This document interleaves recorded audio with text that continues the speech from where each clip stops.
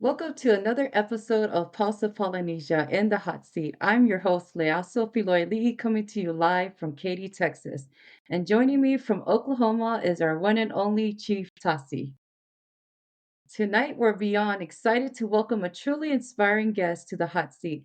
Born of Samoan and Filipino descent, or as he jokes, half Palusami and half Dinijuan. I had to try to get that right. Was raised Good on. between Los Angeles and Hawaii, surrounded by culture, creativity, and a deep love for the performing arts. He earned a full football scholarship to Duke University, where he played at a collegiate level and completed his bachelor's degree. After college, Eric built a successful career in medical sales and community activism in Southern California, and then, in a bold leap of faith, discovered his love for acting, landing his first leading role in an indie short film in 2018. Since then, Eric has appeared in hit shows like Hawaii Five-O, Station 19, 911 Lone Star, Obi-Wan Kenobi on Disney Plus.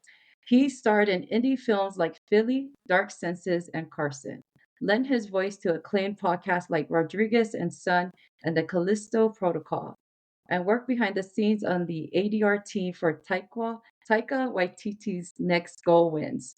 From athletes to actor, advocate to artist, Eric Storick is one of evolution, purpose, and passion. So tonight, we dive into it all: the man, the mission, the meaning behind the journey. Eric Scanlan, welcome to the hot seat. Hi, What's Eric. up? Hello, everybody. Thank you guys for having me tonight. Yeah, glad to Well, be we're so here. excited to have you on. Yeah, great to have you. And thank you for the warm, flattering introduction. I I usually, when I feel hear like that kind we of stuff, missed I go out on like a this. lot. No, I you feel guys like got there's plenty. more to it. You guys got plenty. You guys got the highlights. You got the Yeah, highlights. And for then, those and that's the, who, this is Eric's second try. We had so many issues last week of with Riverside, so we welcome him back this week. no, So I glad to have be to here, ask guys. you, Eric. I have to ask you this. I've tried, like, I guess, well, actually, on Thursday, I had a hard time trying to pronounce one of our guests' name. And today, I didn't think I was gonna have a problem, but there was a part where you describe yourself as on your biography, half Balusami and half Dinijuan. Did I say that right? It's And what does diniguan. that mean? It's diniguan. It's a dish from my mom's side of the family. She's Filipino. They're Ilocano and Pangasinan, and there's diniguan is like the pork blood that they Mm. cook with Oh, vinegar and sugar. So yeah, it's deep. It's a deep cut dish. And so yeah, I use that to talk about the varied experience and the varied background that I do have.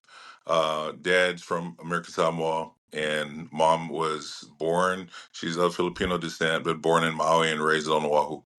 And so that's Mm. where a lot of those roots come from. They spent a lot of time in Hawaii, growing up in Hawaii. So on both my dad and mom's side of the family. so you grew up in Hawaii, I take it. They grew up in Hawaii. So mom went and graduated from Sacred Hearts on Oahu, and dad's older brothers went to St. Louis, and my dad ended up moving to California with my grandparents, where he stayed, and he ended up finishing up high school in uh, El Monte, California, the home of the Lions, where not that many Samoan people live. There's a tiny community over there, but yeah, it's a funny, interesting place. So he ended up staying out here in California until he finished high school, went to JC for a little bit, and then started playing music. That took him back to Hawaii, is where he went and connected with my mom later in his life.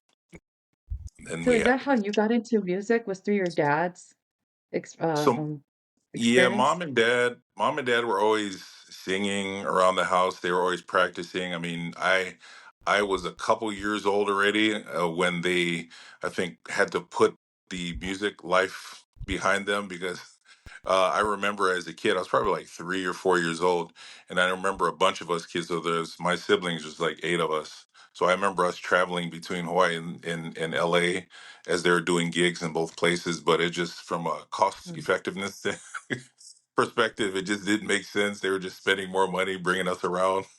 And so at a certain mm. point, they had to stop and get other jobs and do something else. But yeah, they were always singing. They were always practicing. My sisters who sing as well, they were always singing around the home, and we always had music on like all the time. So it was a big part of growing up Wow. in my household. And you got the good mix of both cultures. Just going back to the food thing. What Oh, other foods are out there? Growing up, I just love hearing that mixed family. Mhm. oh yeah, yeah. It was always like there was always lots of interesting, good, delicious, like just ethnic food, Samoan food, Filipino food. Sometimes we do Hawaiian food and kind of mix it up depending on where we were and if we had access to it. But yeah, we would always have good stuff going on in the house food wise. And for dad's side of the family, I knew a lot more of them. My mom's side of the family, I had both of my grandparents and all of my aunties and uncles and my first cousins. But beyond that, and I guess prior to that, didn't really know much of the family in the Philippines. So most of Mm. what I know on the Filipino side of the culture is comes through the food, which I learned from my grandmother, my mom's mom, Sally. Sally from the Valley. That's what we used to call her. What was your favorite Samoan food, though? Growing up, just from my grandmother coming over and visiting us every once in a while from Hawaii was kokolaisa. That was it. That Coco was Rice. that was my Yeah, move. I was like, oh, just make me some cocoa rice and I'm good. I could have that for breakfast, lunch, dinner. I didn't yeah. care. Yeah, I Yeah. was just eat that all day. And so yeah, not any of the savory dishes. It was just cocoa rice. Which now thinking about it I like that now, I'm too. like, oh, it's probably because of the Filipino side too. That's probably why I like the rice so much. Yeah. I'll say I prefer that cold usually when we come back from swimming, because usually leftovers in the refrigerator. That's the best time to have them. Is that cold cocoa Uh, rice. oh Something yeah. about it. Hmm. Yeah. Oh yeah. Wow, Yeah. Yeah. Eric, That's 8 siblings. How so if so you mentioned family with music, it must have been a lot of noise, singing and performing, dancing, practicing. Were you the youngest in your family? no. I am number 6 out of 8. So I have Mhm. 2 older brothers. I have 3 older sisters and 2 younger brothers. So all told, there's 8 of us. So yeah, it was. I can't. I do now. I have an appreciation for it now, but I didn't really. It wasn't like it was just normal having that many people in one place at one time. But as I have a family myself, and I have 3 children myself, and I know how spread out all the kids are. The kids kind of have their own space, and they kind of have their own bathroom, and me and my wife kind of have our own bathroom. I tell them I was like, man, you guys are lucky. It was at one point all of us were sharing one bathroom all at the same time, Mhm. and so when we had to go somewhere, oh man, it was chaos. There's people brushing teeth, combing hair, brushing hair, putting makeup on, showering, Mhm. doing all that stuff all at the same time. So yeah, I have an Yeah, appreciation for everybody how has you to do have a it. limit of showering, right? Oh yeah, yeah. You don't want to use all the hot water. And if you do, everybody's mad at you after that because they had to shower in cold water. Yeah, it was Mhm. pretty hectic, but it was a really enjoyable experience. But like I said, always full of all different types of music. And so as we went back and forth between LA and Hawaii, we spent most of the time in LA, always having the radio on and just listening to all these different types of music influences. There's a lot of R&B. So I mean, growing up in the '70s for Mm. us, it was like even in Hawaii. I mean, I although we had all the art, we had like Earth, Wind and Fire and Stevie Wonder. But even growing up at my dad's mom's house in Maili in Oahu on the west side. Um, Mhm. I remember as a kid, like a 3 4 year old, just eating breakfast in the morning and like looking at the side of the little entertainment center, and there was a Stevie Wonder Hotter Than July album. And just staring at that, I'm like, huh, that's interesting Mm. hair. That's with the beads and everything. I was like, huh, that's kind of cool. So yeah, that's Mm. something that comes through just from a very early time. So a very early memory Mm. about just being surrounded by music, like always, wherever we were. What was your favorite genre? Oh, it was R&B. I loved R&B growing up. So just I mean, between what my mom and dad and then my aunties who were in LA, I mean, it was like Luther Vandross and just listening to all these guys and just Mike. I mean, I was having a discussion the other day, and we're talking about the greatest decade of music. And so I was like, is it '80s? Is it the '90s? Is it the 2000s? And I had a younger gentleman tell me, he's like, oh, it's the 2000s. I was like, Okay, let me ask you a question. Between Thriller from Michael Jackson and Purple Rain from Prince, what two albums are you gonna put up against that? He was like, "Oh man, see that's cheating." I was like, "It is what it is." You know what I mean? And Yeah. so yeah, just remembering that time frame, early like '80s. I mean, when we got the Thriller album, we just played that. It would go from side A to side B, back to side A, back to side B until we wore the tape out, or until we broke the tape recorder. And we went through a couple tape recorders. So yeah, I'm sure like everybody else did growing up. Yeah. You know, being with a lot of, siblings, right? There's gotta be when I first met you, talking to you last week, Mm. I can already tell a person that has a very good humor, and so where did that come from for you? So I talk to my mom and dad about this pretty frequently, and I'm like, I think I got part of the humor, the sensibility from dad, and part of it from mom. So dad's side of the family, the Samoan, the Scanlan side of the family, they're always just very silly and just joking around and loving to laugh, and the sense of humor can get kind of mean sometimes. Me and my brothers and sisters used to like. It was so me, but just watch somebody trip and just stuff like slapstick would throw us like out of control. But my mom's side of the family, the Molina side of the family, they were different. They were different, and so like the it was like really off the wall type humor to where Right. my godfather is my mom's younger brother. His name is Marcelo Jr., but none of us called him that. Again, just kind of giving you an indication of what kind of like comedy that we were subject to. All of me and my first cousins, we never called him Uncle Marcelo. So like when the one of the older nieces, or one of my older cousins, like when they were like 2, 3, 4 years old, they couldn't say Marcelo, so they called him Jack, and it just stuck. And so he was Uncle Jack for years and years and generations up until he passed last year. So just crazy stuff like that. But Uncle Jack and my mom's side of the family, they're off the wall. So that combination, I think, of those two types of sensibilities kind of merged in to where it's I'm the combination of that. For whether that's a good thing or a bad thing, I don't know, but it is what it is. Yeah. Love to laugh though. Who would you Yeah, say I was I the tell you, it's a most go ahead. talented out of you guys, out of your siblings? Oh, they need to I start tell you, fights. laughter is a good medicine, so So he's talent. I mean, I would say so. My oldest sister, Nadia, actually, of all of us, as she was the oldest, she was probably the first that took to the arts, whether it be singing or whether it be acting. So, when she was in high school back in the '80s, she, took some headshots, got an agent, and booked a couple of shows, which were really um, cool. So, I mean, different strokes. She was on there. She played Willis's girlfriend on Oh one wow. episode. Yeah, she played his girlfriend on one episode, um and I knowing what her personality is, she's just like all of us. When something's really serious, I think she was ending one scene where she was like spying on. I think it might have been Janet Jackson and spying on like Willis's other love interest.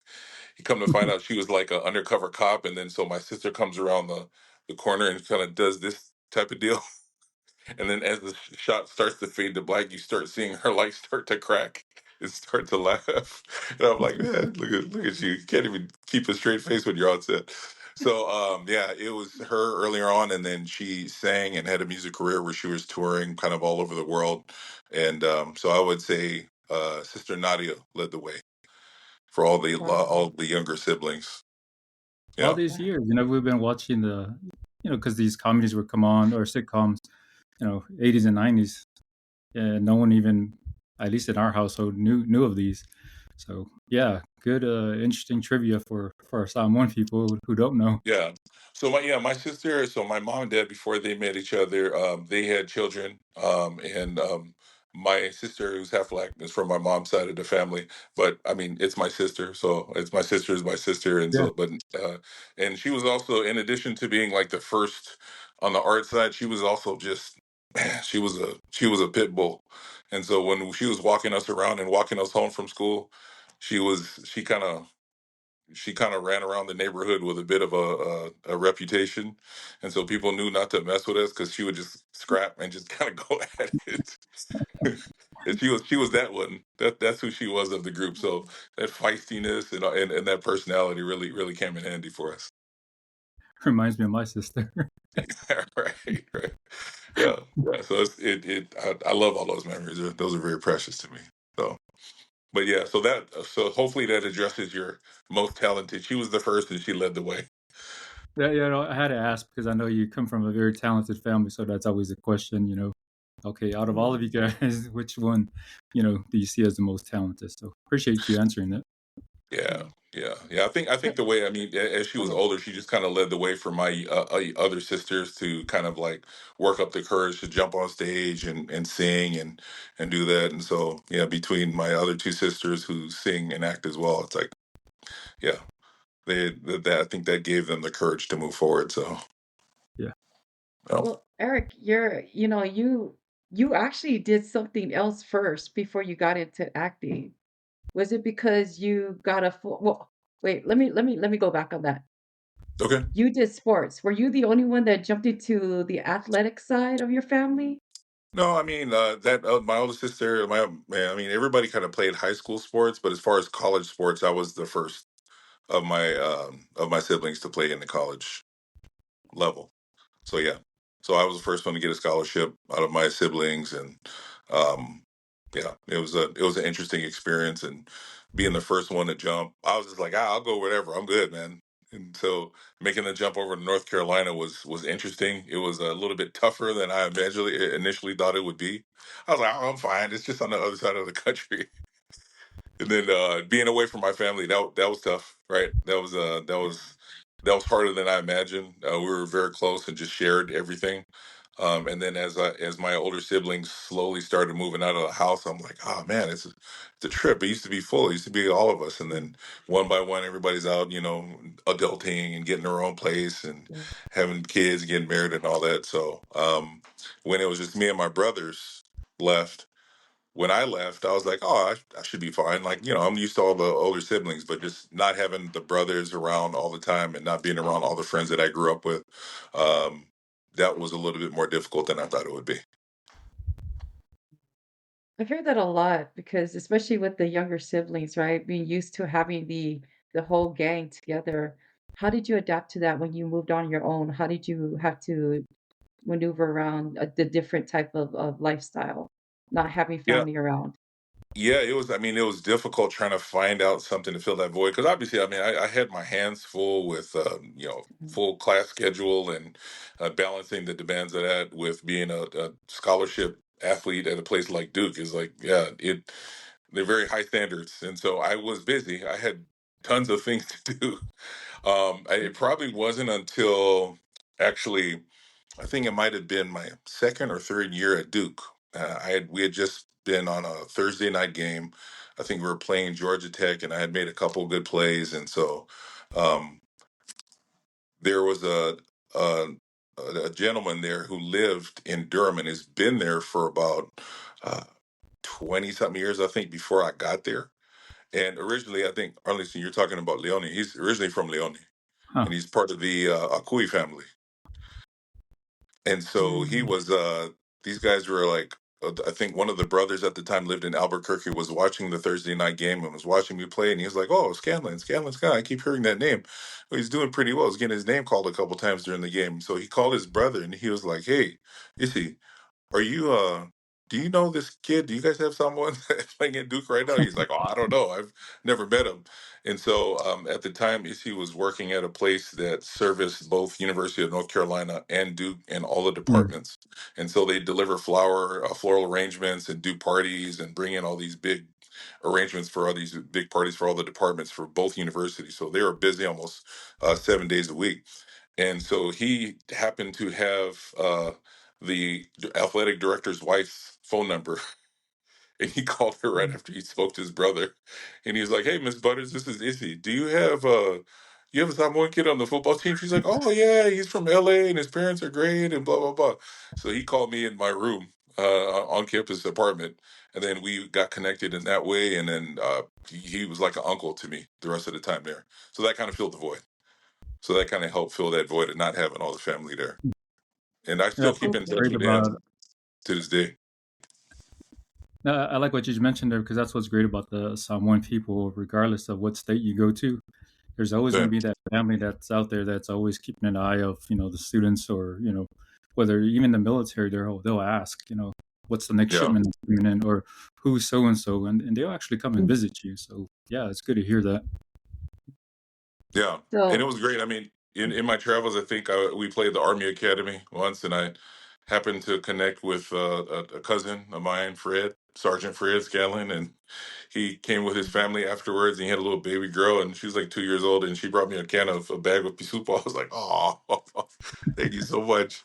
I was like, oh, you guys didn't have to do that, but so it was nice being able to find connections out there in North Carolina while I was there. And so I was when going to did you? ask, Oh, go ahead. about that Go ahead. time. Was that around the later years, or was it before or after?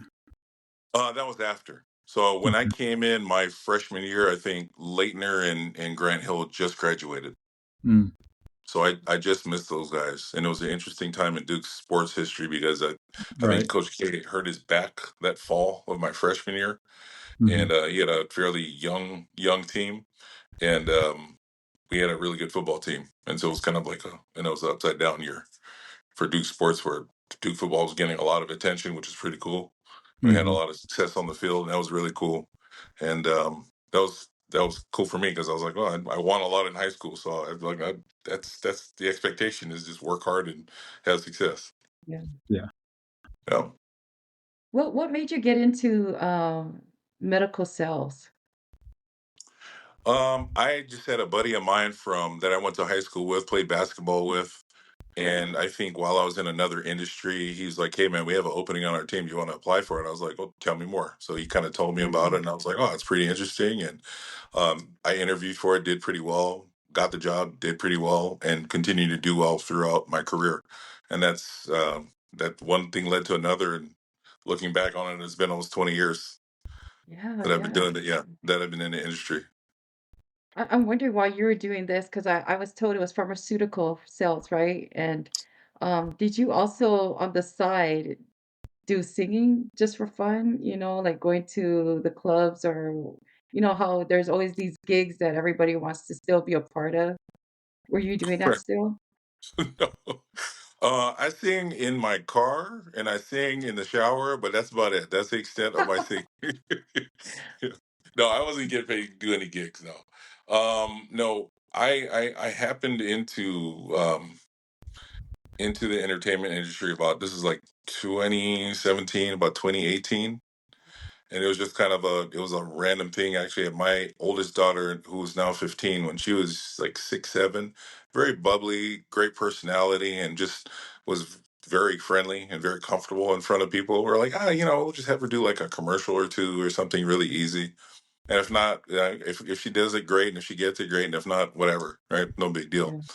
Yeah. And so there was the independent project that came out as a Carson project that you mentioned earlier, and they're looking for to cast people for different characters. And so when we looked for my daughter, Tavae, it's like, well, that that all of the characters were older, like 19, 20 years old, and she was Mm, only Mhm. 87 or 80. So obviously it's like way out of her age range. Mhm. So my wife, she's looking at the character descriptions for the dad character, and she's like, babe, who does this remind you of? And so I'm reading, and it was a former military, and it works down at the docks, and very like just rough exterior, but on the inside, just like a teddy bear, and who loves his daughters and is very protective of his daughters. And I was like, yeah, I was like, it seems like a great show. When it's done, I'd love to watch it, and I would Yeah. absolutely tune in if it ends up being like a full blown show. She's like, you should try to go off for it. And I was like, why?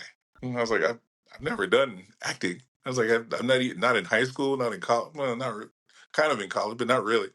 Um, I was like, why? And she was like, no, no, no. You can do it. I think you can do pretty well. And I was like, well, what makes you say that? She's like, well, at the end of the day, acting is storytelling. I was like, okay, Mhm. yeah, you're right. So she's like, in your sales career, you've done a lot of communicating with lots of different people and lots of different positions and levels, and you kind of change the way you communicate every time, and so you're pretty good at it. I was like, hey, yeah, yeah, all right, keep going, tell me more. She's like also, and when um when my son was younger, and as the girls, I started having, I have three kids total, and as the kids came along, and I started reading to them at night, and just having Mhm. fun with whatever it is that I'm reading to them, and getting very into the characters, and just going like overboard and making it fun for them. She was like, "You jump into character anytime you read a book," and I'm like, "Yeah, yeah, you're right, you're right." And then she's like, and the last thing is, if you're still kind of on the ledge, she was like, at the end of the day, if you try this, if you do it and you don't get it, who cares? It's not that big of a Mhm. deal. She's like, but it's a really cool thing to say that you've done in your life. Like, hey, I auditioned for a cinematic part, right? Mhm. Or a independent movie or whatever it is. I was like, you're right, you're right. You basically like triple dog dared me, and now I can't say no. So I jumped into it. I did it. I had a great time, and it was a very enjoyable experience doing all those different roles. Yeah, it was a lot of fun. Learned a lot. How'd your uh how'd your daughter feel, being that it was the same casting that you guys both had gone to? How did she feel about that? Well, she wasn't like she's very good. I think, and both of my daughters do a little bit. They're very good at it, but they're like, if we do it, I do it. If I don't, I don't. So they're just Mhm. that's kind of the attitude they take with it. They weren't like heartbroken or like, "Oh, Dad, you got it. I didn't." They're Right. like, "Yeah, okay, it's just I can go back to playing and Yeah. drawing and doing whatever I was doing before." So that was kind of their reaction to it. Mm. But as I've gone on to the different parts, I kind of share what the experience is with them. And in one sense, they're like, "Oh, that's cool," and in another sense, they're like, "Okay, all right, now I got to go back to my thing that I was doing." They're 15 and 10 now, so they're just like, they're not that impressed. Yeah, but it still opens up that opportunity now that you've, Mhm. gotten in, when those opportunities come, it also, it's available to them, right? Yeah, if they want to. I mean, it's a kind of thing where it's like for whatever it is that they want to do, and I think for me, it's just a general like dad perspective that I've kind of Mhm. developed over the years. If it's something, and this is something that I just saw growing up, when there were people who really wanted to do something and they were very passionate about it, you don't have to convince them or sell them to kind of like get after it. But Mhm. when there are people who are doing things because mom and dad told them to do it, Mhm. it's like, Mhm. oh, it's like pulling teeth, and it's kind of miserable. And so Mhm. at a young age, I always said, I was like, man, if I ever have kids, I'm not going to force them to do stuff that they don't want to do. I'm going to let them find what they really want to do so they can kind of get after it themselves. And Mhm. so, as far as, whatever it is, whether it be show business or, pursuing a specific career, like, I just want you to find out what you're fired up about and what you're interested in. And I want you to get after Mhm. it. I don't want to tell you, oh, this is what dad did, so you have to do it, right? Right. Yeah. Right. Because it's hard. I mean, Mhm. it's not an easy thing. It's a very difficult Yeah. thing to kind of pursue. So, whatever it is that they want to do in life, it's like as long as it's coming from within, I'm cool with it. And they want to chase it, I'm fired up. Yeah. Good. Yeah. Do do you feel like the your professional field in medical sales is a lot more difficult than the acting? No, I think they're different. I think they're different pursuits. I mean, in one sense, they're both very grindy. I think Yeah. as I started getting increasing more experience on the acting side, I came to understand just kind of how grindy it can really be. I think there's a perception of it being really glorious, and everybody's just Yeah. right. This is a Yeah. great old time, and everybody's hanging out. I mean, there is a part of it that is that where that is true, but there's a big component of it where it's just very grindy. It's like you prepare, you grind, you work, you get ready for any situation that comes your way, and you perform, and then things change, so just be ready to adjust and deliver and pivot. So in that way, I guess there are some similarities between sales because you have to do the same thing. But Yes. But yeah, it is a very grindy thing. I mean, at one point, one of my summer jobs that I had when I was in college is I cleaned airplanes. It wasn't the most Mm, glorious summer job, but it kind of reminds me of making film and TV. It kind of reminds me of that. It's just very grindy. There's stuff Mm. moving around. It's dangerous. There's plugs and power cords, and there's all kind of stuff, big heavy machinery being moved around all over the place. So yeah, it's very industrial. It's a very industrial job, but it is really fun too. So yeah, Yeah, a lot going on behind the scenes. Also, can we go to the comments? I hate to oh, leave some of our sure. viewers commenting here before we get too far. Okay. Yeah, from Janet. Hello, Pulse of Polynesia family, and welcome, Eric Scanlan. Okay. Thank you, Janet. hi Janet. Mm. I Okay, was we going to have say, another one. I came across something I was looking at. It seemed like some consortium where it was a group of actors, something about sharing about Pacific Islands, and it was run through Netflix. Do you recall? Oh, I think was that a fairly recent post? I'm not sure when it was posted, but I think it's like a collection of all the actors, and you had Yeah, random. so Yeah. if what you're referring to, if it's a Peak PEAK, was that Mm-hmm. was that what you saw? So Yeah. Peak Pacifica, it's a group of Pacific Islanders based in Hollywood that are in industry that really do advocate for increased representation, kind of on all Mm, fronts, both in front of camera and behind camera.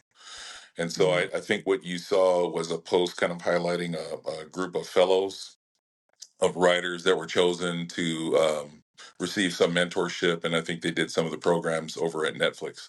So that's awesome, and I know maybe about half of them, half of the writers are the fellows this year. So I'm proud of everything that they're doing and all the opportunities that they're getting, and it's important. It's important. One of the things I kind of picked up in my experience as well is that there's so much talent out there, mm-hmm. and a lot of it is just not represented. Um, it really is the tip of the iceberg. I think you've not seen the full scope of what Pacific Islanders can do on camera. Right. I mean, and I've loved the cinema from New Zealand and seeing that, and even some of the mm, things that the local projects that are coming here out of Southern California and Hawaii.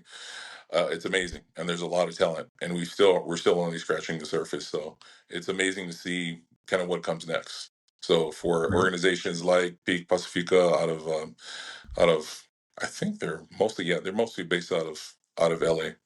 Um, they do great work, and I've attended some of their meetings as well, and it's a great environment to Mm-hmm. network together and get to know all these folks. Yeah, I love that. I was just reading through it, and it's like, yeah, that's exactly what we need to get our voice out there. We yeah. definitely need that recognition. So great work. Yeah, yeah. So I know. I mean, Crit. I've met him before, and he does a lot of work in advocating for that organization. As does Dana, who is a writer and director, and she just directed animated the Moana 2, and wrote for I think Moana live action. So it's great to see them continue to push the boundaries and increase opportunities for others, both in front of and behind camera. So I'm Mhm. excited. I'm excited at all the opportunity that presents. Yeah.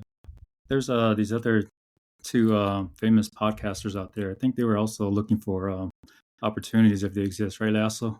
I Yeah. think they're part of the Pulse of Polynesia crew. Hint, hint, hint, hint. But That yeah, was if a you guys total are you, joke. yeah, if you No, we guys were are joking ever on ever site, in Eric. LA, We yeah, think they we have can do the good in Hollywood. Well, Peak Pacifica they have meetings, occasional get-togethers and mixers, and so I would highly advise kind of checking a thing on top of what the page offers and in the way of different like programming they have. I think they do it maybe once a quarter, once a quarter or so, but that seems to be like their frequency that they have those events. So I would love to see you guys at the next event in LA. Yeah, Interesting. Yeah. there we go, Lasso. Got to give it a shot Oh, just that says to Jason Momoa needs an extra. encouragement. We have another comment on here, Okay, what do we have Remington. here? Yeah. I think it's great how your wife identified the quality of skills in you and encouraged you to step out and take the opportunity to try out for acting the role. Yeah, Acting role, yeah. yeah, for the Did acting my role. Yeah, wife did my wife write that? that's from Janet. Okay. Oh, we have another Thanks, comment Janet. from yeah, from Margaret. Here's another comment. Okay. Yeah, I remember being at work while watching Okay. Hawaii Five O, and I saw you and was ecstatic. Starting following you and your work. Proud of what our Polynesians are doing out there. Thank you, Margaret. Oh, awesome. Thank you, Margaret. Yeah, it was a great experience working on the set with 50. Beula Kwale, who plays my son, does great work. Excellent actor. I just saw him in the film that was shown out here at the Directors Guild in Hollywood not that long ago, maybe a little over a month ago. Tina, out of New Zealand. Yeah. What a Hmm. wonderful film. I don't know if you guys have had an opportunity to see I that haven't yet. seen it yet. I'm looking forward to getting a I don't chance want to watch that. I don't, I don't want to spoil it, so I'm not going to say anything about it other than it's outstanding. Oh, But Beulah was in, and Beulah played my son in 50, and just a phenomenal actor and great being able to kind of work alongside him. And from a personal standpoint, my dad's older brother, Uncle Raymond Scanlan, he was involved in the film industry for many years in Oahu. Mostly, he was a Oahu-based mhm. teamster, and so he had worked on countless number of sets for different films and TV projects that had gone on during the uh, like late '70s, early '80s, mid '80s. So he was there and working on the crew for the original Magnum PI. Hmm. And so to be able to, I remember having one of the gentlemen come up to me, I think on the second episode I was on, and he tapped me on the shoulder. He was like, "Hey, Eric, I'm looking at the call sheet and it says Eric Scanlan. Is that you?" I was like, "Yeah, that's me." He's like, "Oh, I know your uncle Ray. I'd love to talk to you at Oh, lunch." And so we Wow. shared some stories and some uplifting things. It's conversations that they had had when my uncle was still alive. And so coming mhm. back to Hawaii and if you've ever lived there for a time, it always feels, there's a part of it that feels like home. And so being able to come back, and I only have great memories of Hawaii. And I remember coming back during the summers as a kid, and it was just always a great memories associated with it. So just even flying into Oahu, I was like,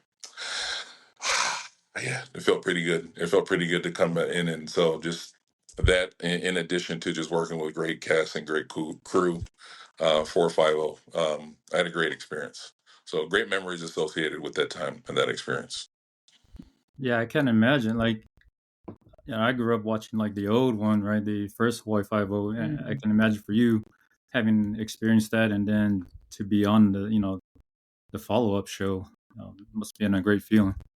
Yeah, it was great, and to be able to be a representative for us, not by no means the beginning and the end, but just to play a part Right. in showing that there's more to it than just we're human beings, we have emotions, we have flaws, and Yeah. we have problems that we try to Yeah. work out the best we can. They don't always work out that way, but it was great to have that opportunity and be a part of that, to show Mhm. that we're no more than just the the the gangster or the yeah, I mean, there tends to be a limited knowledge of what it is that we are, and so as we're Yeah. portrayed in certain roles, they just don't know. So it's like, well, it's that's why it's important for groups like Peak to continue to push and have representation and have opportunities to kind of tell more of our story.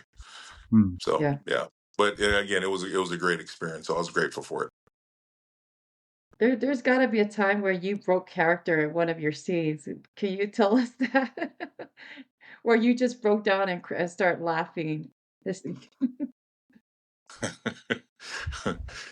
Well, on 50, one of the scenes that Beulah and I were working on, we were working in the back of a home, and there was a deck that we were rebuilding, and I think the line was, um, "My music, my deck." And as I said it, I started thinking about it because I know Beulah's from New Zealand, and with the accent, it's like dick and deck is like the same word. And so I was trying not to. It must have been like a micro expression or something that caused him to crack. But I remember I said, "My music, my deck," and then he was like, and it took us a little. It took us about 5 minutes to get it together because we kept trying to recover and get back to it, and we just kept laughing. So it took about 5 minutes for us to get it together. But eventually, we got back on track. But I knew that he was thinking of it. My wife was raised in New Zealand, and so I know that the accent it was running through his mind, and he was like trying hard not to think about it. So that was one of them. Yeah, yeah. And again, for me, it was like I'm glad it didn't last any longer because just knowing who I grew up with for my siblings, it's like the dumbest things would kind of trigger us and make us like laugh. Um, yeah, and that was probably the worst onset thing that we had when I did the actual auditions for an on-screen part for Mhm. the next goal wins for Taika. There are a Yeah. couple lines in there that are just hilarious. They're really funny, and I remember my son was helping me to audition for those. He was filming my audition, and he kept cracking up. He kept breaking during my audition. It's just some of the lines that I was having to deliver are so funny. He couldn't keep a straight face. He's like, "Dad, I'm sorry, I'm trying, but it's pretty funny." I was like, "Well, ended up being a pretty good movie." So yeah, It I'm is. glad he Yeah. enjoyed it. Yeah. Yeah. If I was you were gonna to ask look back you in your oh, sorry, go ahead. Go ahead. the name Atta Scanlan, right? Wasn't he on Murder She Wrote back in late '80s or maybe early no like '90s maybe? Is that one of your relatives, Atta? I've had one of the casting agents that works out of Oahu asked me the same question, and I believe I was like, as far as I know, we're all related. I've never met him personally, but there's as time goes on, I'm just starting to meet more and more family members that are actually in the industry. Actually, during the Next Goal Wins, we did a dubbing looping group up at the Warner Brothers Studios in Burbank, and one of the gentlemen who was there, come to find out we're related. But surprise, surprise, right? And that happens all the time. So Mhm. only seems fitting that that happens in our industry as well. Yeah, But yeah. no, because I remember I was still in Samoa at the time, Mm. 90s, early '90s, and somehow the word got back because he was my brother's classmate, and I guess his classmates, everyone knew that the show was coming up, and they said, "Watch this Sunday, it's gonna come." He has a part in there, and I think he was like a gardener or something like that. Oh, It, nice. it was just like the feeling, like, hey, finally, someone we know, it's Yeah, on TV. So yeah, yeah, yeah. Um, Yeah, it's just over time, as my uncle's been in the industry, and I got to know a couple different people in the industry slowly, gradually. Even before I got into it, I really did appreciate seeing the Islander faces on screen. Right. For me, it was even before Dwayne kind of came into his fame with his movie roles. Even before he Yeah. was doing wrestling, I remember watching like action movies back in the late '80s, early '90s, and it was Bob Apisa that was doing a lot of the stunt work back Oh, then, wow. and he was in a lot of the movies. And my dad saying, "Oh yeah, he's someone." Like my dad always pointed, "Oh, he's someone. He's from here and this from this family, and he played football at Right. Michigan State." And I was like, mm, "Dad, how do you know the bio on all these guys?" He's like, "Oh, because of so and so, so and so." I was like, "Oh, okay, whatever." right. Yeah, I became a little bit more tuned into that as I got older. So yeah, I was always happy to see Islander faces up on screen. It was always cool. Mm. Yeah. You've been acting in so many different movies and had so many different roles. What was the difficult for you, and what was the difficult, most challenging that you had to take part in? Um, I would say I would say they're all challenging in different ways. Hmm. Part of just developing as an actor is just being prepared for anything. Yeah. And so if you have it set in your mind that you're going to do something a certain way, or you have a very clear idea of who the character is, and you rehearse it in that way, and um, not knowing at the very beginning of my career, I would kind of rehearse it that way, and I'd only do it that way. But as I came to find out as my career went on, I was like, I need to practice it any number of ways, because the reality of it is on set, if my approach for this character, or he's very stern, okay, he's very stern, and he really doesn't like being around people. So if you get too Mm, close to him, he's going to start getting really reactive. And that's the way I mm, had it set in my mind. And all of a sudden now we get on set, and the director's like, hey, you know what? You're a people person. Okay. You love everybody. You're really touchy mm. feely. If you're not able to kind of pivot like that, it you're doing yourself a disservice to not kind of practice it a number of different ways. So I came to kind of get better and improve in that way. Wow. So I think the earlier it was in my career, the probably the more difficult it was. Yeah. um, and I would say, just from a personal standpoint, I think there's always a bit that you can interject into the role. Some of the things that I like to do is just kind of interject parts of my personality into the role, Yeah. and make it more unique than it was when it first appeared on paper. The harder ones for me are when that character's personality goes counter to what mine is, and that I mean, it's doable, and it's not impossible. Just I feel like I have to work a little bit harder. Mm. Yeah. So, for example, if I had one, it's like, you hate kids and you're very disrespectful to your parents. It's like, okay, all right, let me figure out a reason why that is Yeah. and justify Did it you in my have mind, and to, then go from there. sorry, did you have to bring character home just because you didn't want to lose that perspective of how you have to keep? No, I purposely kind of like separated myself.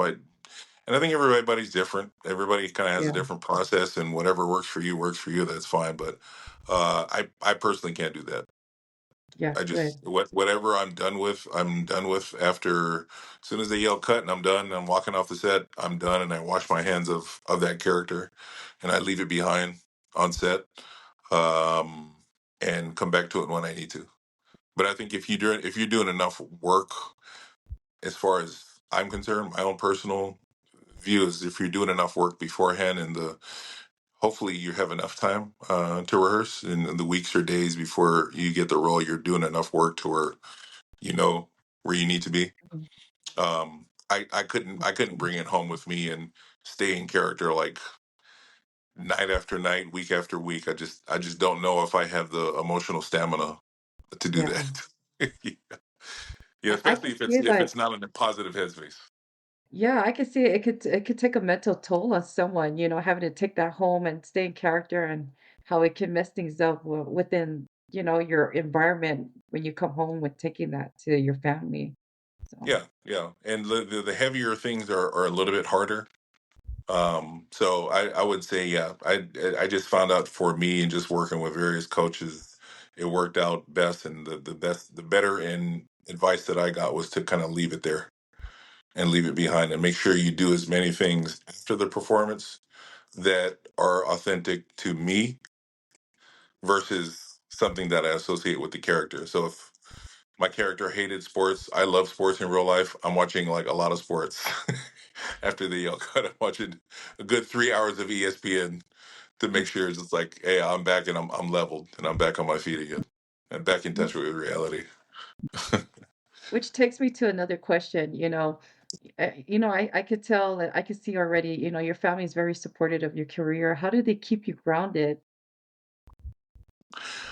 If there's something that my family's good at, it's at keeping me grounded. Being the number 6 out of 8, there was never any prestige about being the sixth oldest. So as far as my siblings are concerned, it's like, you know, it was always a thing of like, how can I serve? How can I help? And that's always kind of Yeah. been my role and my mindset. And so that doesn't change. As far as my immediate family, my wife and my kids, I'm there for them. And at the end of the day, it's a job. And so when the job is done, I'm back home, and I'm just doing regular dad/husband stuff. So keeping me Yeah. grounded, it's very easy to do when you have people who are very good at keeping you grounded around. Yeah, Grounded but supportive. I had to ask, Yeah. what's the most challenging for you? Pigeon speak or Samoan fob speak? Out of those Oh, two. Um,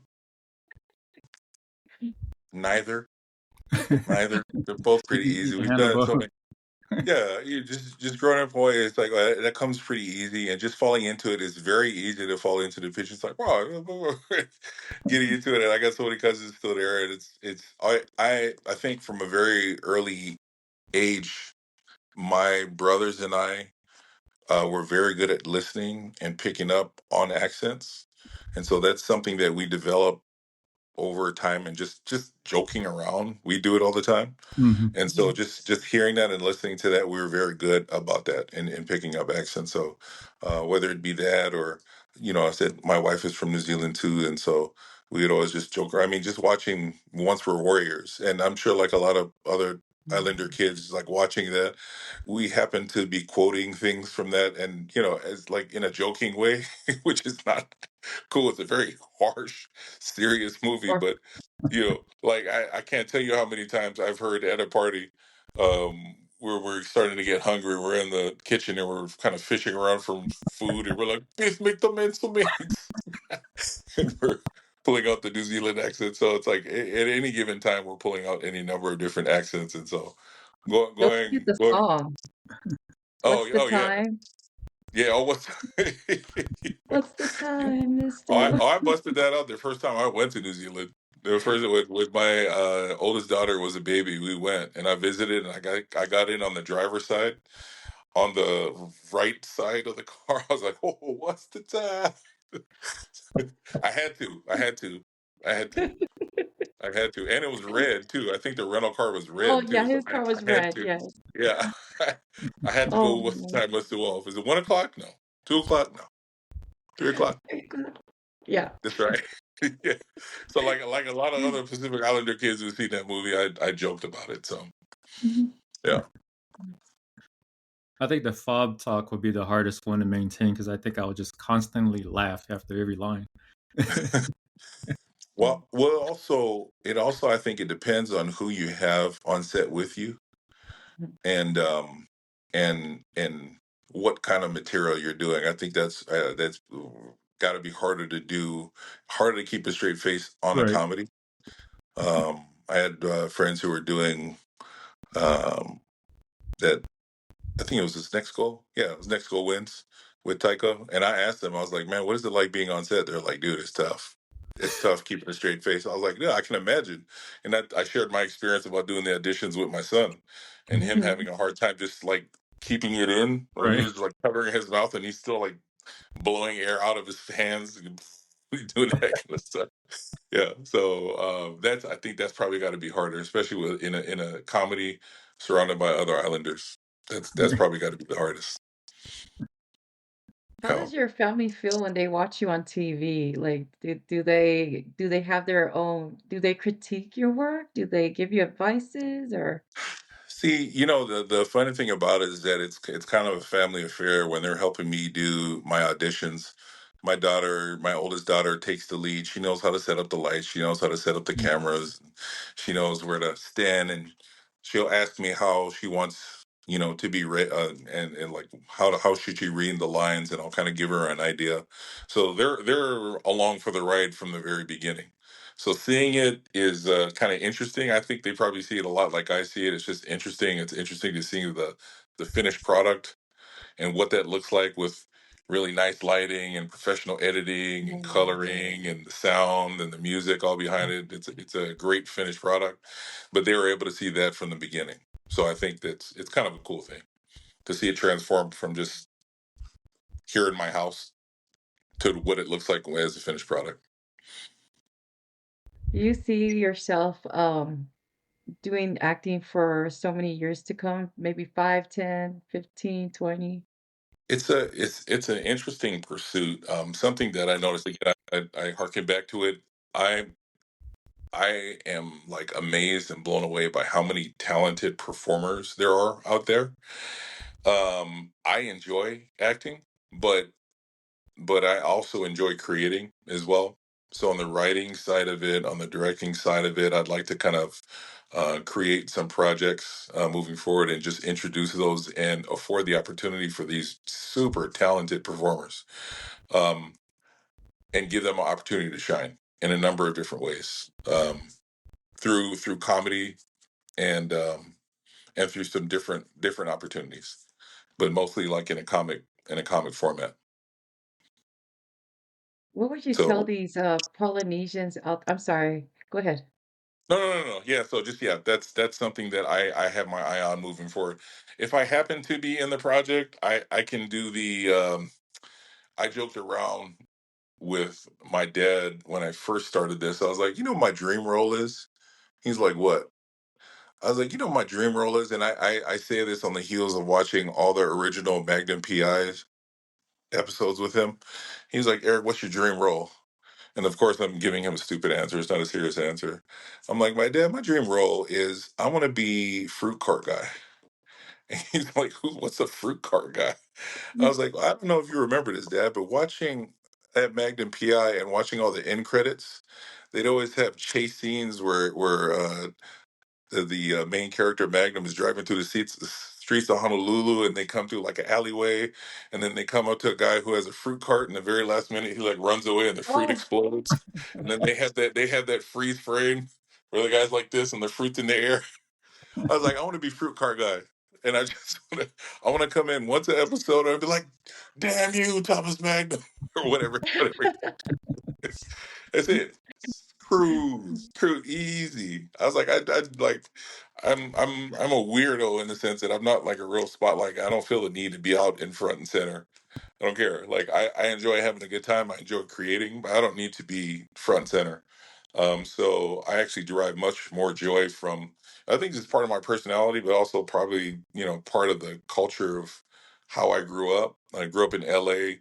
I was a big Lakers fan, a big Magic Johnson fan, and I Yep. was very I very much so admired the way that he facilitated and made the people around him better, and in doing that made the team better.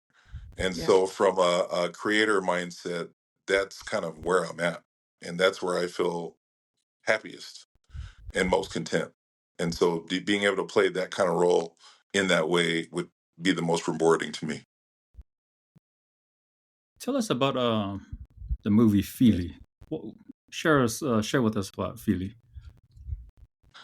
Yeah. So, one of the interesting things about that movie is when I told you my dad moved to El Monte as they moved from Samoa to Hawaii to El Monte. As I first was speaking with the young writer director Peter Filimao, who wrote that project and who's going to direct that project, I was talking to him, I was finding out more about who he was, and we did like a Zoom call. Come to find out like where he was from, and Peter's like, "Oh yeah, I'm from El Monte originally." I was like, interesting. You say that." I was like, "What's your background, Peter?" He's like, "Oh, I'm Samoan and Mexican." I was like, "Interesting."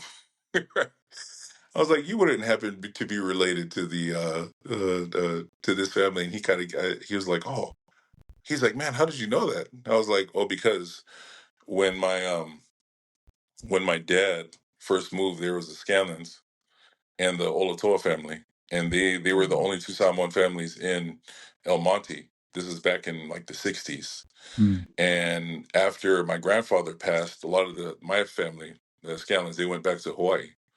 My dad stayed, but most of the family went back. But the Olatoas, they stayed in that area, and they intermarried with a few Mexican families. And so there is like a bunch of Samoan Mexicans in that El Monte area that are related to the Olatoa family that my dad grew up across from when he was in high school. And so it was kind of a cool thing to figure out that common history with Peter. And so we talked more about the project, and he said basically this is going to be a project about a young man who has a lot of potential as a football player, but his true passion is for acting. And your role as the dad is to be the very gruff, rough, traditional, former football star that is having a hard time making that adjustment. And so just being able to pull some from some personal experience, but also just being able to understand kind of where the character was from. And I really enjoyed it, and I had a great time performing with the actors and on set, and Peter as the writer and director of that film. So it was a great project. It was very very emotional, and I really enjoyed it. Okay. So was Feely what we were talking about earlier on in the podcast? I want to make sure because I thought we were talking about a different movie, but if we were referring to the same one, sorry for asking the same question. Yeah, no problem. Yeah, no. Was your Feely daughter was auditioning for Feely early on, or Yeah, no. Feely was something I did kind of like more recently, okay? and that was that I played the role of a dad who was an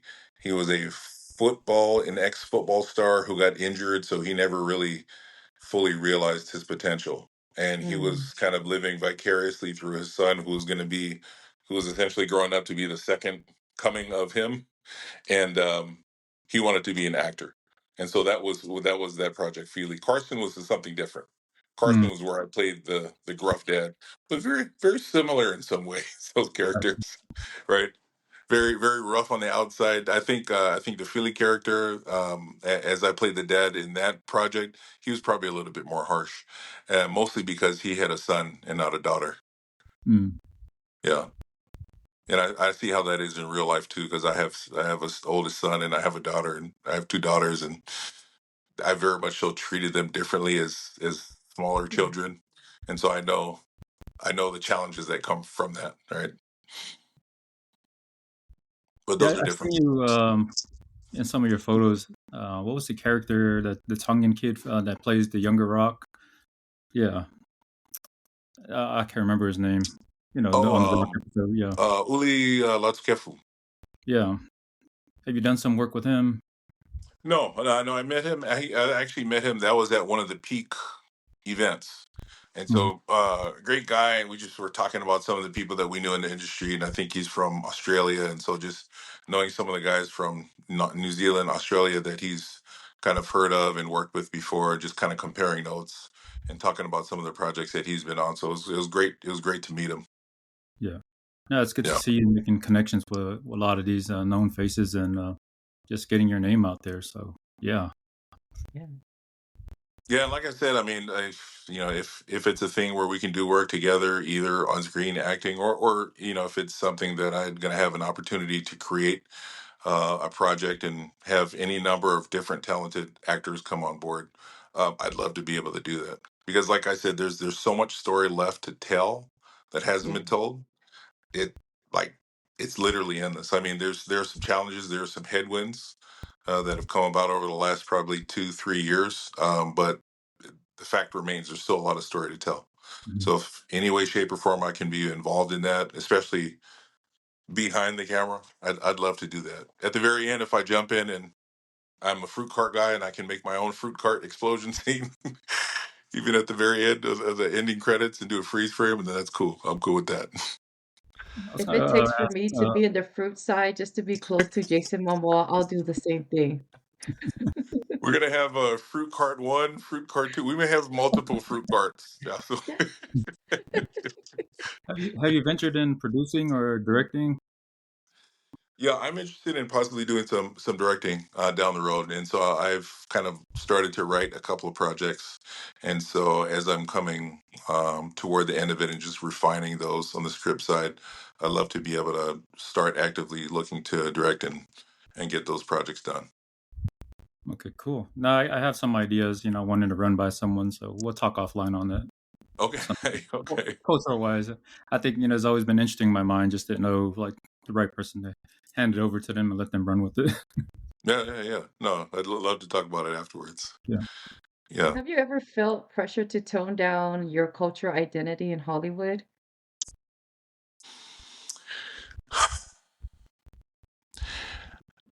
No, it's so in one sense, it's really hard to hide. There's like as soon as they see my face, they're like, "Oh, you must be Pacific Islander."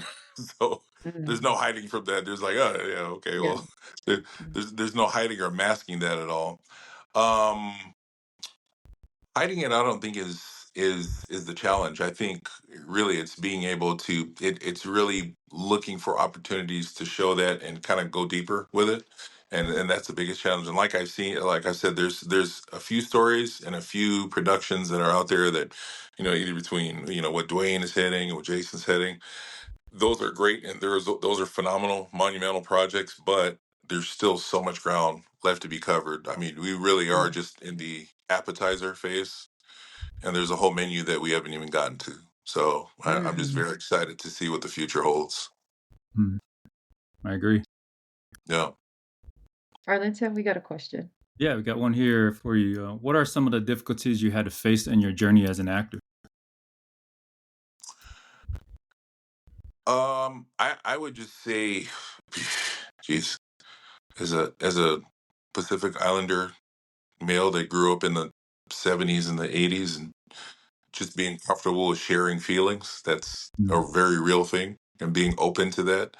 Um, I think part of just growing as a human being is being able to do that and being able to have that conversation and still move past that and move forward with it and be okay. And so a lot of the characters that I played, which are very like stern and harsh and rigid, that I mean, as much as I was acting, there's still parts of that that actually are me. And so mm, being able to kind of break through and Yeah. fight actively against that and reveal and open up, that's probably one of the more difficult things. And again, like I said, in addition to that, it's just being able to be comfortable with things that are so opposite of who I am, and coming up with a good story in my head to kind of justify why that is. Mm. Have Yeah, you those had are to probably turn the down? most. Oh, sorry. Have Oh, you go had to ahead. turn down? Have you had to turn down an opportunity for one of an acting role, and you just said, "Absolutely no, I'm not going to do this." Yeah, and I let my agent know it's like these are the things that I'm interested in, and but please understand that I'm not interested at all costs. All right, it's not like I there are limits as to what I'm going to do, and so let's make sure we're on the same page. And so luckily my agent, as I've gone through my career, anytime there's an opportunity that came up, she'd present it to me and go, Eric, I already know what the answer is, but I just want to make sure we're on the same page. And I'd look at it, and if it fell into that area where I said absolutely not, it's like, well, no, we're not going to do that. Then that's Understood. what we did. And she's like, okay, I just want to make sure we're on the same page and we're good. As long as we're on the same page, I'm good with it. And so I would pass on those things. And a lot of it has to That's do with, for good. me, it's like as opposed to a lot of actors who start at a very young age and are doing this, are like child actors, and they break in when they're 14, 17 years old, and continue on and start to break out in their 30s and 40s. I started this when I was in my 40s. So I was already a fully grown ass man, coming into it, and I have kids and I'm married, and so it's like, at the end of the day, if it's something that I'm okay with my kids seeing on screen, I'm cool, mm, right? Then I'm good with Yeah. it, and if they can look at it and be proud, and I'd be like, Dad, what are you doing, right?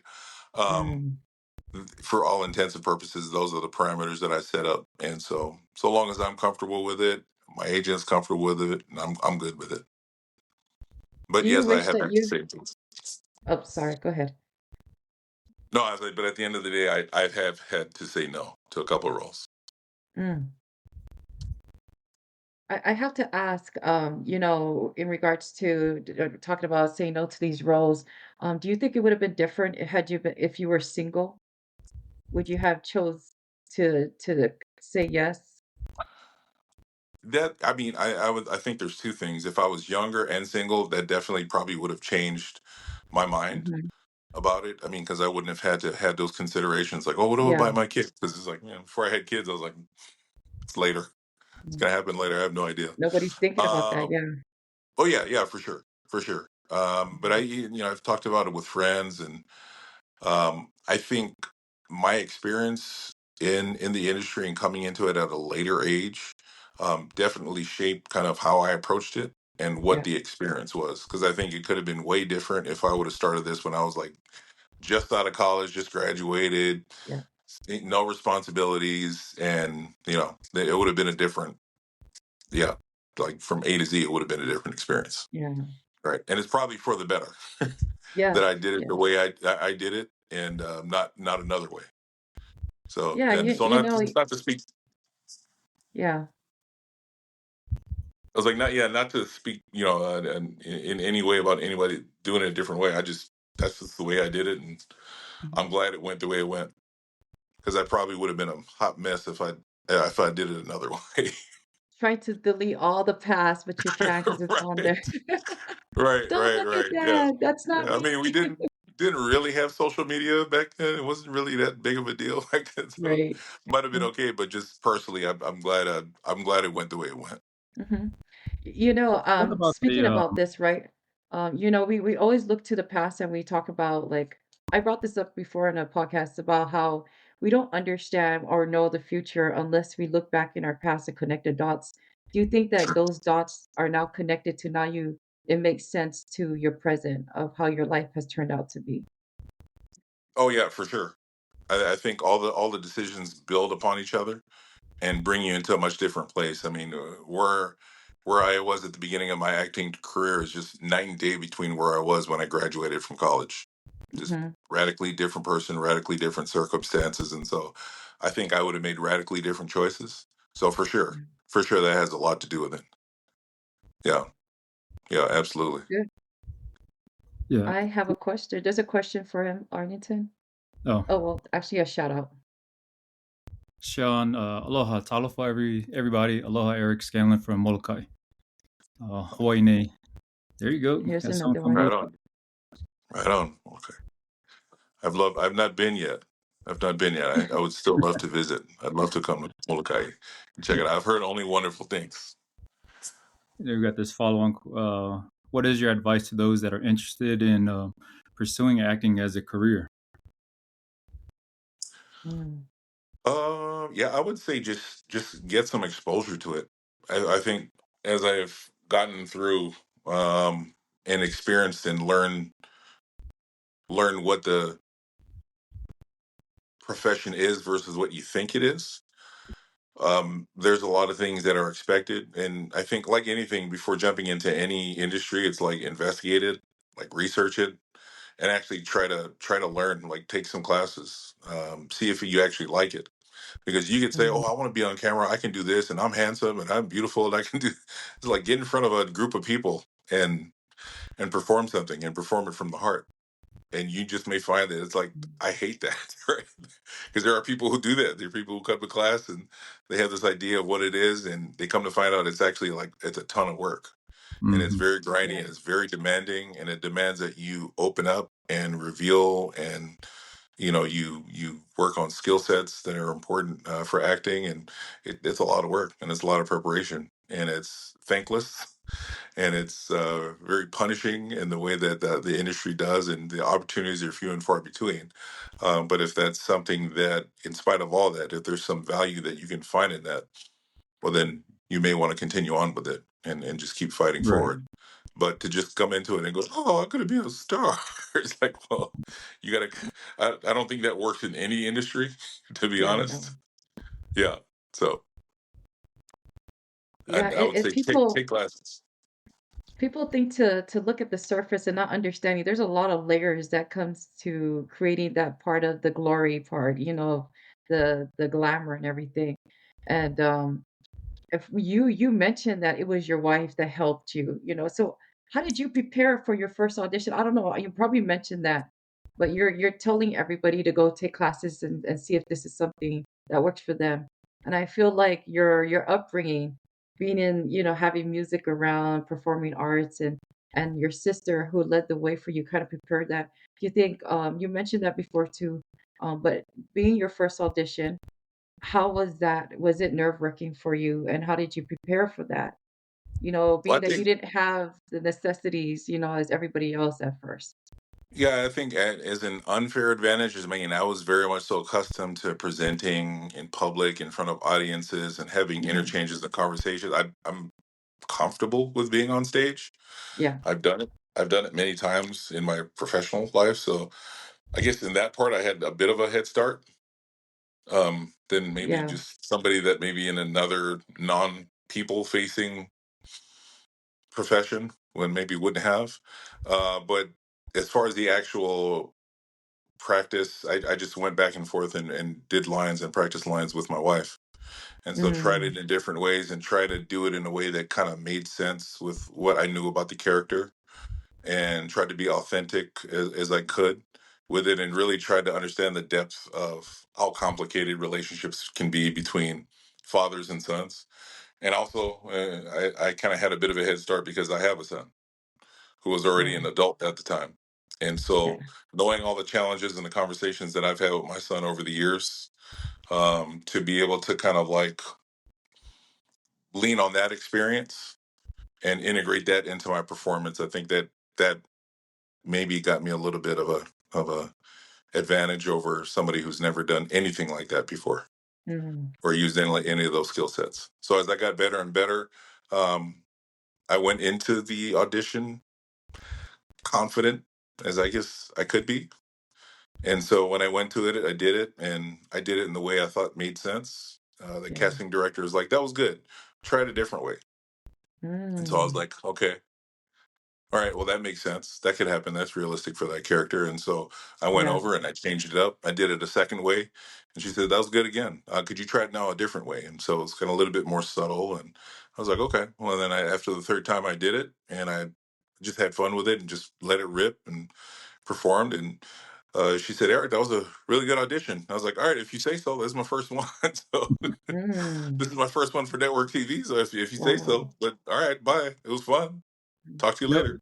it sounds Thanks, very everyone. similar to like your experience playing at Duke, and I just wanted to make that comparison, like with what they're telling you on screen versus what your coach is telling, and then you playing in front of that in that stadium with thousands of people. You have to show up and perform, right? So just trying Right. to make that analogy. Do you find similarities between those? Mm. In a way, I guess if you're watching the game from the sideline, you can't tell, especially if you're a Mm. lineman like I was. You just it gets muddled and you can get lost. A lot of mistakes can be obscured from the view. But when you're Mm, watching film, what's the old adage? The coach said, "The eye in the sky don't lie." Right? mm, I remember that from multiple film studies, and just hearing that, it's like, okay, yeah. And then you're like, you're the focus, and you can see everything that you're doing wrong. Same thing. Mhm. When you're on camera and the camera's like this close, it's catching everything. And so it's best to just prepare, prepare, prepare.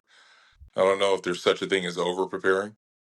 Yeah. Um, and just when you have it, when you really worked it out in all the different angles and tried it all the different ways to have it be as successful a performance as possible, then you just let it rip and just do it as best as you can on the day of and just go with it and adjust, like just like in a game, just adjust as necessary. If the Mhm. director is saying, that was great, I love that interpretation, but let's try it a different way this time, be yeah. prepared to pivot, just like you do in a game.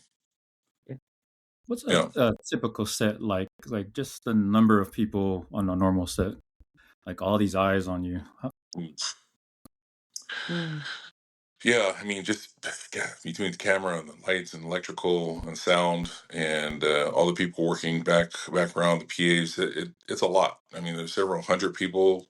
I mean, feature films are have a couple hundred people on, and they're running that operation.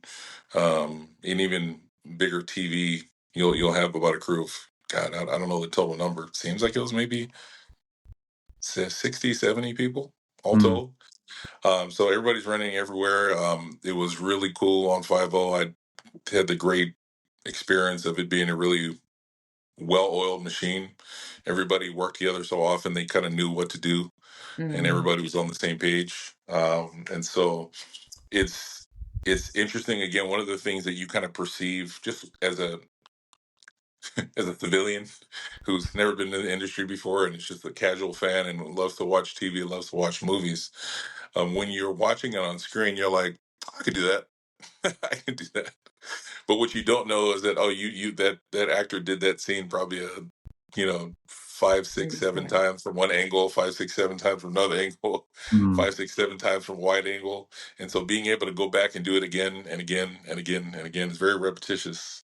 And if you're not ready to do that and bring it every single time, that's something that I think surprises people who are like trying and working and training, and then they actually get on set and they're like, oh, I didn't know I had to do it that many times. yeah. So there's a certain amount of Mm. stamina you have to kind of bring. Um, and then being able to deliver something, an emotional performance when there are people just kind of huddled in and watching and waiting, and it may be hot and it may be a long day, and people may be tired, and you delivering, and your line and your scene may be the only thing keeping them from lunch. Yeah. They're all like, you're like, come on, nail it so we can go to lunch. So it's an interesting thing. It's a weird thing, but you train yourself to kind of be proficient in those environments, and so I guess similar to sports, you kind of block it out and focus on what you have to Yeah. do. And as you're able to deliver and focus on your keys and focus on what you're being taught to execute, in that way, it is somewhat similar to sports Mhm. in that Yeah. respect. Thanks for sharing that. I just wanted to broaden the perspective for those who are looking in that thinks, can just walk in like, oh no, there's more to do it, on site. Not just like one-on-one with the camera and another guy back. Yeah, There's so many people involved in this. yeah, yeah, yeah. But really enjoyable when it goes well and when everybody's working well and rowing in the same direction. It's pretty awesome. Mm. I like to shift gears and go back to Duke University. You mentioned Sure. before we started, you you started a program to tailor towards the Pacifica kids. Can you tell us about that? Yeah, so as a student at Duke University, I mean back in 94, 98, that's when I was there as an undergrad student. There were no Pacific Islander kids on campus. I was the one. And I used to wear my EA around campus, and people were like, so I was kind of it What was is a that? learning experience in a lot of ways back in the early 90s. And so it was cool to be able to spread that knowledge and share that. But I was the only one. And so as I graduated, I'd get mailers for, hey, support this drive for alumni support, and as most people do after they graduate, um, I would get those mailers, and as I got older, it was, jeez, I always wondered. I was like, where are all the Pacific Islanders? I was like, was I the only one? I think I was the only one. And a few years after I graduated, maybe about 6 or 7, there was a young man actually from Houston, and his name was Mike To'iliili, and he went to Duke. He was an All American there, and then played there and played in the NFL for a bit, and now he's off in the tech sector and doing extremely well.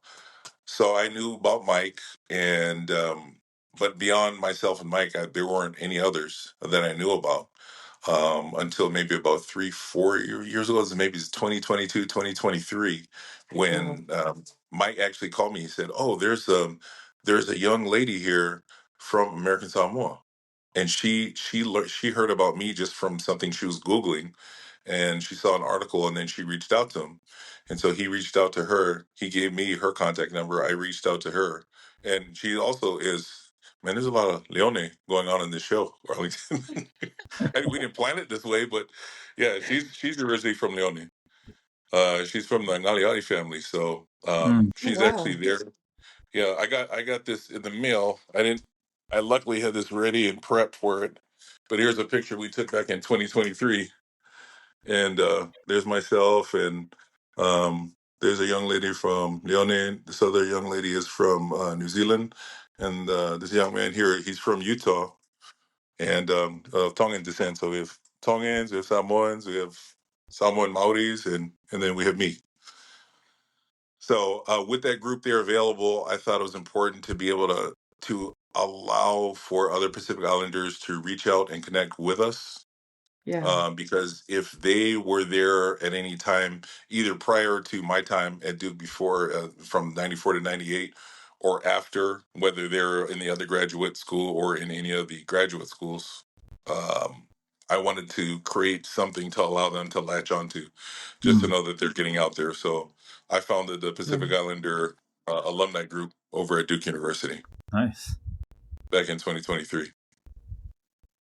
I like that. That's amazing because that's something that needs to be to be, presented out there for even not just Pacifica, but for those who are not of Pacifica to understand our culture and what's out Oh yeah, there. yeah, for sure, for sure. So it was important, and so for the young man, this Jonathan, who's out from, I think he's originally from Hawaii. He went to Laie, He grew up in Laie and went to Kahuku High School. He's a Red Raider, and so to be able to bring in all the different folks who are of Pacific Islander heritage and to educate, the community around us, to let them know who we are and where we're from and why that's important.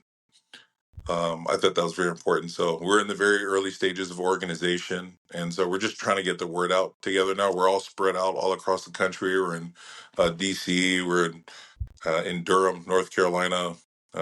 Jonathan's in Utah. I'm in California. But Hmm. in time, hopefully, we attract more folks and just know where they are and know that, hey, there are other people who have a similar background to you that have been through the Duke experience. Yeah. So Now, for all of those who are listening, hey, there you go. This is it. Right. yeah, if you have any nieces, nephews who are graduate students or are thinking about going to Duke, I've actually made a contact with a few more. So there's a handful that are there or have just recently graduated. So pretty proud to see the group growing. Always proud to see our people doing well, and no Yeah, matter I what. it's agree. good to see someone step up and Yeah. do that because Yeah. I was thinking my daughter wanted to start a similar program. She goes to the University of Oklahoma, Oh, and there you go. Hmm. I said, "Well, who are you going to have? Because this right now it's just you, Tanari, and then a handful of girls, that play softball." And but Yeah. she had that vision of creating it, regardless of how small, of a group there is.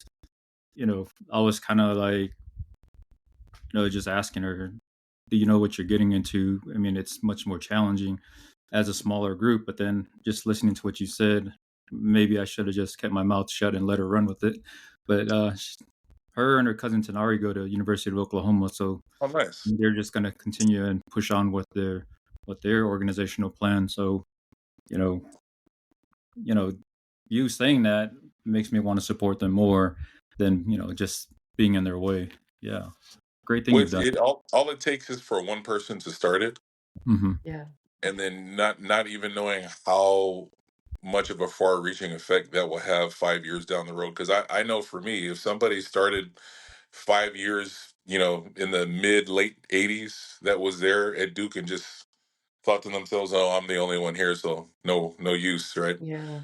If they would have started it, I certainly would have reached out to them, and certainly I would have done more during my time there.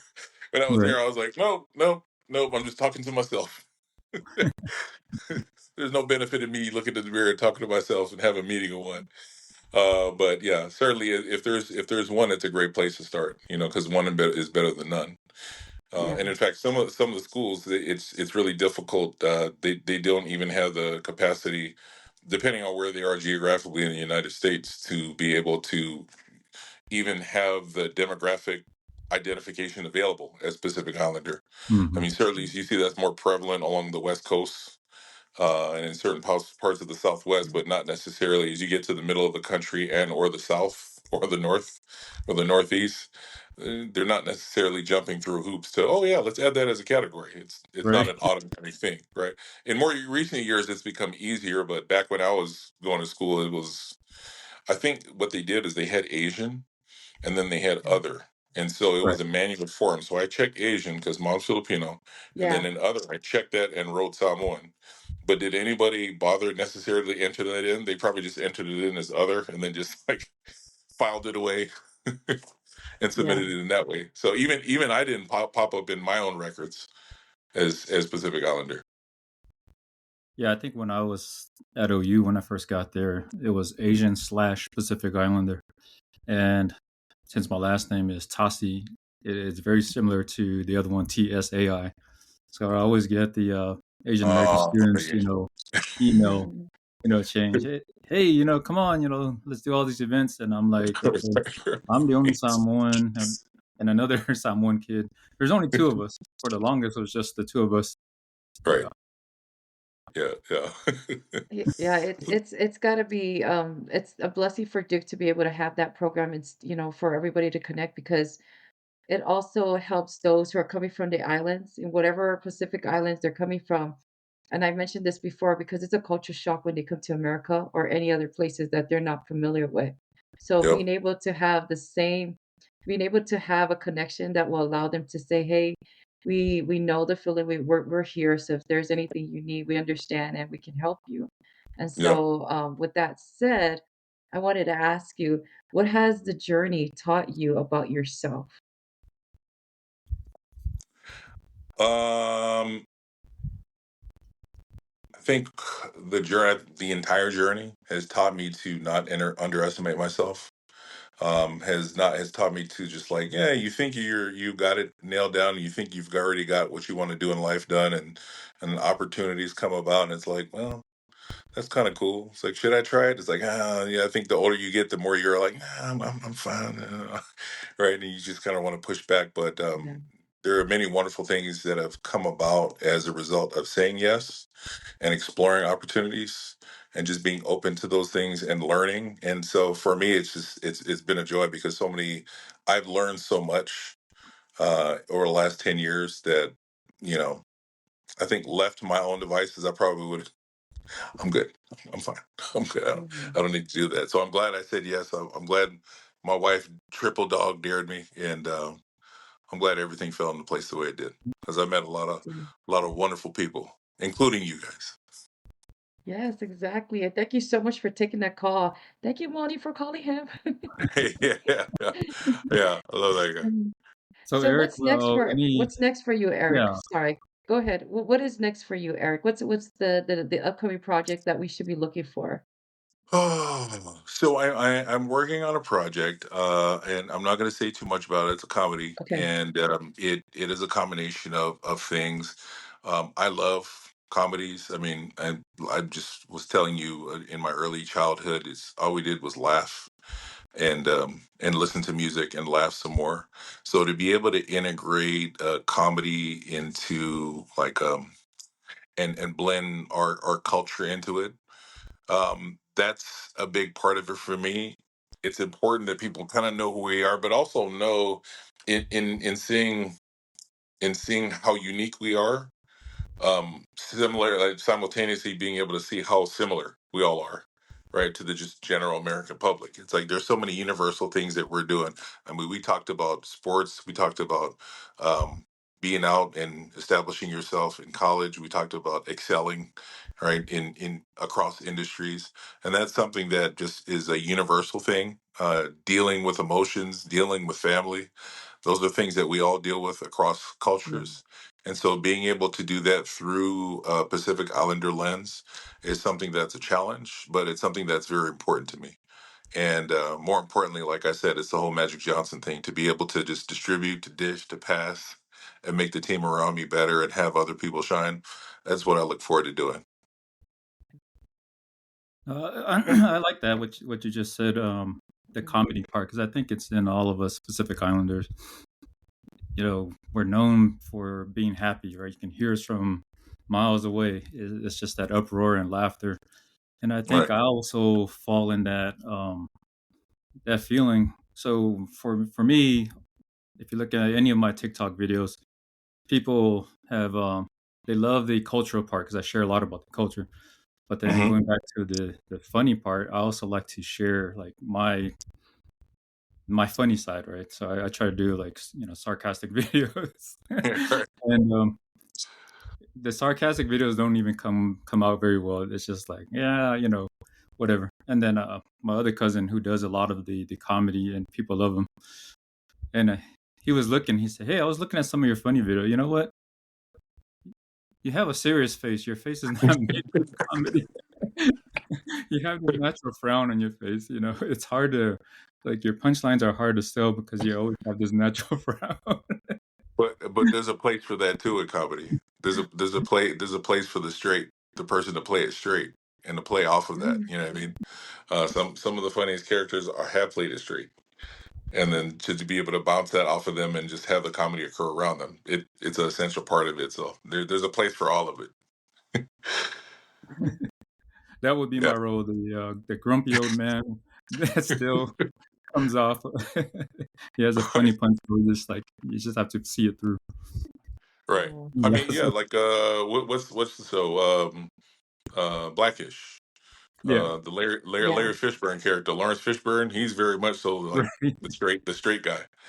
and then all of it bounces off of him and around him, and there's comedy in that too. So there's ways of using all type of utilizing all the different types of characters that we have in our Pacific Islander universe Yeah, yeah. and to make them shine in all their different ways. Well, talking about Shine, how can fans support you beyond watching your work? Oh man, just so I'm at what I'm the worst. So my wife makes fun of me all the time. She's like, Eric, you're the worst at social media. You are the worst. I was joking about that on our little communications before we started Mhm, talking about the Moses factor. Yeah. I'm at ericscanlan.com and just kind of tune in and see what I'm doing there. And that's going to force me to update that website and just reach out. But, more than anything else, is just the challenge is to, I think, to look deeper in anything and anybody's doing, to look deeper, because I think there's the lesson is with our community and all communities, right, is to look beyond the surface, because we can always judge of what we see and make decisions incorrectly based on what we see on the yeah, surface. But when we really take a closer look, there's so much more to appreciate, to love, and to learn from, beyond just the initial knee jerk reaction when we run into each other. Because I think we all do that. We're all guilty of it as human beings. We all judge each yeah, other, and we all tend to have these preconceived notions about what it is versus what it actually is. And mhm. so that would be the best thing I can do, because that's Peop all of my material and all of the things I hope to produce moving forward will kind of like play in that area. Well, looking back, what would you tell younger Eric, the kid who didn't make the Soul Train? I don't think any amount of advice would help old Eric to help young Eric to get onto Soul Train. I think maybe find a different dream. Just keep dancing at home and just have that be enough. And maybe not as a dancer, but as the uh, scramble word uncoder. If you guys remember that part on Soul Yes, Train. yes. So so they would have like the simplest puzzles up, and it would be on a magnetic board, and the letters would be jumbled up, but it wouldn't be that hard. It'd be like, oh, what's a popular food that's eaten at a baseball field? And it'd be like hot dog, but the H and the T in the backwards and the G and the D are backwards. And the people that jump up and solve it would just go like this. And they're like, yay! Maybe that should have been my that would be my advice to young Eric. Try to get in as a Soul Train letter unscrambler. That would be the height of the dream. Not a dancer. Not a dancer. Mm. Well, Eric, we are at the final end of our podcast. Arlington, is there anything you want to say? No, just wanted to ask, if social media existed during our younger years, how would you have handled that? Well, not Would like you how been, you're handling it now, but yeah, would that have been a good thing to you? Mhm. Oh, probably not. Probably not. Probably not a good thing. It's probably a good thing it doesn't exist or it didn't exist back then. Um, like I said, just I think a lot of learning, a lot of changing, a lot of growth happened between my younger years and where I am now. I mean, it wasn't crazy, but um, probably yeah. There's just too much. There's just too much going Yeah. on social media and so many things. I mean, um, it probably would have been more football stuff. You probably see a whole bunch of like just videos and reels of me just walking to practice and complaining about my neck hurts and my back hurts. You'd probably see a bunch of those. That's what you would see. I got a headache still from yesterday's practice. I forgot my mouthpiece again. A lot of that kind of stuff. Oh yeah. My Put knee's still some R&B swollen. music on it. Right. My knee's been swollen since last year. That's what I do. Be doing a bunch of reels like that. Yeah. Your knees are hurting and you put Keith Sweat's music on at the same time with the words. Right. I'd probably be walking around with my disc man, you know what I mean? Like I was cool, like I was doing something with do you remember that? The Sony disc man? Oh yeah, yeah. Yeah. You I had to The was walk around heavy with thinking, the disc man like disking. this. Yeah. Yeah, so you didn't Yeah. skip, so you had to hold it like with two hands. Rewind it, play. Right. I was thinking, coming from a family, a large family like yours, similar to mine, is being the youngest. I could see my sisters and brothers probably filming every time my dad whooped me, for doing Oh something stupid. yeah. That would probably be something that would be exposed on social media. Oh, there he goes again. He's getting whooped by dad.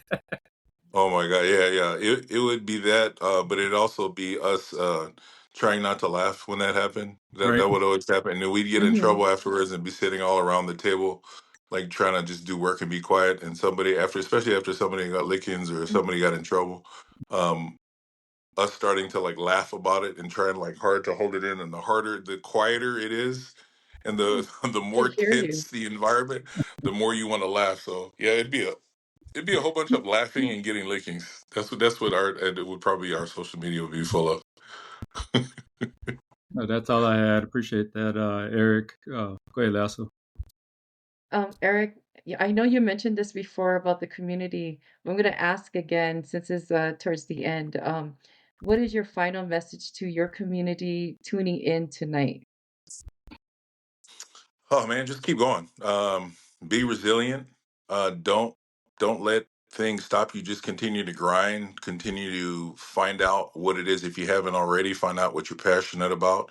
And once you find that, just go for it, and just keep going. And um, that's probably what I would communicate to my community, because I think there's so many people that get discouraged and stop, and and then just lose hope and lose faith. So say keep the faith, keep moving, keep your faith strong, and keep going and stay resilient. And usually good things happen as a result of that consistency. Thank you, Eric. And one thing I wanted to say too is the beauty about what you're doing is that even though you're busy with family and work, you also have time to do your part with our community. And so that's a blessing for us to have is for you to also think about us out there that's trying to understand, especially where everybody thinks Polynesian is only sports. You could do more than Right. just sports. And also keeping in communication with those who are in the university and also those who are trying to get into the acting that never thought that it was possible. So we really appreciate that and really appreciate you being on the podcast and take the opportunity to allow us to have you on our platform to share your experience and your journey. And thank you to your wife as well, who is a blessing that is able to allow us to have you on and helping you to get to your where your journey is as well and your kids. So we Well, thank you appreciate guys you and so your much. family. Yeah, thank Thank you you. guys so And much. You guys are wonderful, and I wish you guys all the best. thank you. And to everyone else out there, you guys have a safe night, good night, and to God be all the glory. Again, Eric, thank you. And send Sure. our love to your wife and your family. Have a good Thank you, Will night. brother do. Eric. You guys take care. Thank you you too. It's a Bye. pleasure. Bye. Bye.